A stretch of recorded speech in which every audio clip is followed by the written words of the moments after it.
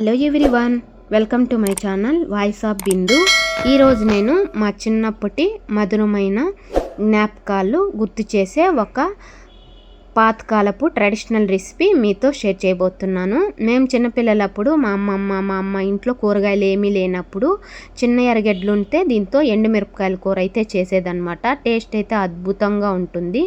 ఈ కూర సంగట్లోకైనా వేడివేడి అన్నంలో నెయ్యి వేసుకొని తిన్నా కూడా చాలా టేస్టీగా ఉంటుంది. చాలా తక్కువ ఇంగ్రీడియంట్స్తో ఈ కర్రీని అయితే ప్రిపేర్ చేసుకోవచ్చు. మరి లేట్ చేయకుండా వీడియోలోకి అయితే వెళ్ళిపోదాము. ముందుగా ఈ చిన్న ఎర్రగడ్డని మొదలు కట్ చేసుకొనేసి ఇలా పైన పొట్టు తీసుకొనేసి వాష్ చేసి పెట్టుకోవాలి. ఇవి ఒక హాఫ్ కిలో అయితే తీసుకున్నాను. దీంతోనే కర్రీ కాబట్టి ఇవి ఎక్కువ వేసుకోవాలి. తర్వాత ఇలా సన్నగా కట్ చేసుకోవాలి. ఇలా సన్నగా కట్ చేసుకోవడం వల్ల ఫ్రై చేసుకోవడానికి ఈజీగా ఉంటుంది, అలానే తొందరగా కూడా ఫ్రై అవుతాయి.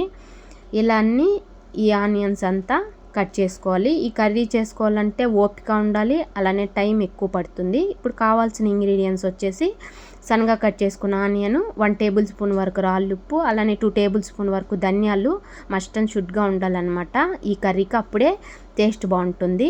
తర్వాత 2 టేబుల్ స్పూన్ వరకు తెల్లగడ్డ, అలానే 2 టేబుల్ స్పూన్ కరివేపాకు, 2 టేబుల్ స్పూన్ వరకు ఇంటి వడియము, కొద్దిగా చింతపండు, అలానే మిరపకాయలు వచ్చేసి కొద్దిగా ఎక్కువగానే వేసుకోవాలి. కారం ఉన్నవైతే తక్కువ వేసుకోండి, కారం తక్కువగా ఉన్నట్టయితే ఎక్కువగా వేసుకోండి. ఈ ఎర్రగడ్డలు ఫ్రై అయిన తర్వాత కొద్దిగా స్వీట్గా అయిపోతాయి కాబట్టి కారము, పులుపు, ఉప్పు ఎక్కువగా ఉంటేనే బాగుంటుందన్నమాట. ఇప్పుడు ప్యాన్లోకి 2 టేబుల్ స్పూన్ వరకు ఆయిల్ వేసుకొనేసి ఎండుమిరకాయలు, తెల్లగడ్డలు, కరివేపాకు, ఇంటి వడియము ఇవన్నీ వేసుకొనేసి ఫ్రై చేసుకోవాలి లో ఫ్లేమ్లో పెట్టుకొని. ఈ మిరపకాయలు, ఈ తెల్లగడ్డలు అంతా ఫ్రై అయ్యే విధంగా ఫ్రై చేసుకొని మంచి స్మెల్ రావాలన్నమాట వడియము. ఇలా ఫ్రై చేసుకున్న తర్వాత ఇప్పుడు ధనియాలు వేసుకోవాలి. ధనియాలు వేసుకొని కూడా బాగా ఫ్రై చేసుకోవాలి. ఇవి ఫ్రై అవుతేనే బాగుంటుందన్నమాట, ఆ ఫ్లేవరు, ఆ టేస్ట్ అనేది తెలుస్తుంది. ఇలా ఫ్రై అయిన తర్వాత ఇప్పుడు కట్ చేసుకున్న ఆనియన్స్ని కూడా యాడ్ చేసుకొనేసి కొద్దిగా ఉప్పును కూడా వేసుకొనేసి ఫ్రై చేసుకోవాలి. ఈ ఉప్పు ముందే వేయడం వల్ల ఆనియన్స్ అనేది త్వరగా ఫ్రై అవుతాయి. ఇలా లో ఫ్లేమ్లో పెట్టుకొనేసి ఫ్రై చేసుకోవాలి. ఇవి తొందరగా ఫ్రై కావన్నమాట. లో ఫ్లేమ్లో పెట్టుకొనేసి ప్రాసెస్ అనేది చేసుకోవాలి. హై ఫ్లేమ్లో పెట్టామంటే మాడిపోతాయి, ఫ్రై కావు. ఇలా కలర్ చేంజ్ అవుతూ వస్తాయి అన్నమాట. ఇలా మిక్స్ చేస్తూ బాగా ఫ్రై చేసుకోవాలి. చూసారు కదా కలర్ ఎంత బాగా చేంజ్ అయిందో. ఇలా కలర్ అంతా చేంజ్ అయ్యి ఆనియన్స్ కూడా దగ్గరకు వచ్చేస్తాయి అన్నమాట. ఇలా దగ్గరకు వచ్చేంత వరకు మనం ఓపిక్గా ఫ్రై చేసుకోవాలి, అప్పుడే టేస్ట్ బాగుంటుంది.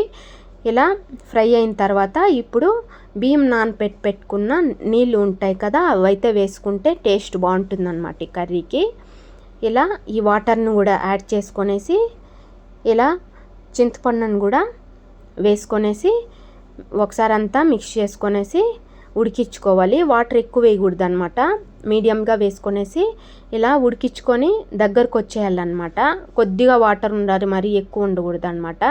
కొద్దిగా ఇలా ఉడికి కొద్దిగా వాటర్ ఇలా ఉన్నప్పుడు ఇప్పుడు ఒక బౌల్లోకి ఇందులో ఉన్న ఈ నీళ్ళనంతా వంచేసుకోవాలి.